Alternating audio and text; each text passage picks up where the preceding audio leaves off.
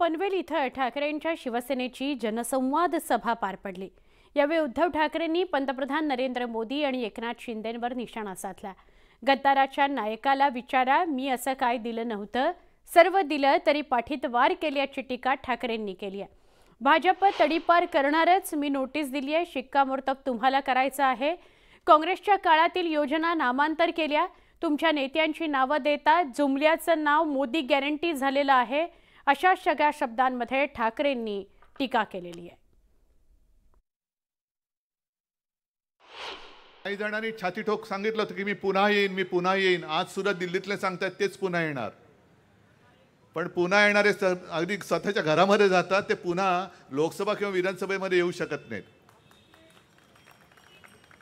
आणि एवढंच जर का त्यांना आत्मविश्वास आहे मी पुन्हा येईन, मग फोडाफोडी कशाला करताय?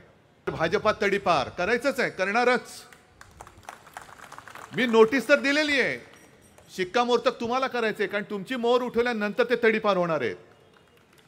हे शिक्कामोर्तब करण्याचं काम तुम्ही करायचंय, कारण आजपर्यंत एवढा खोटारडा पक्ष हा देशाच्या राजकारणामध्ये कधी जन्माला नव्हता आला। पण नावं देता देता 2014ला ज्या काय थापा मारल्या, जुमला होता, त्या जुमल्याचं सुद्धा त्यांनी नाव बदलून आता त्याचं नाव मोदी गॅरंटी केलेली आहे।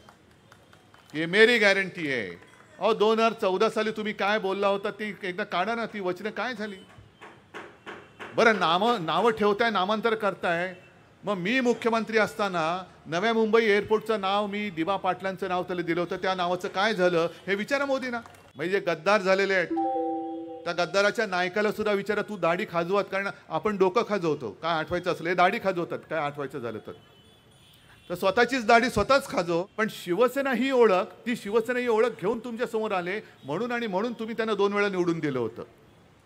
पण यांना वाटलं की आता घोड्यावरती बसलोय म्हणजे घोडा माझाच, परत बघ घोडा कसा लाथ घालतो ते कळेल आता।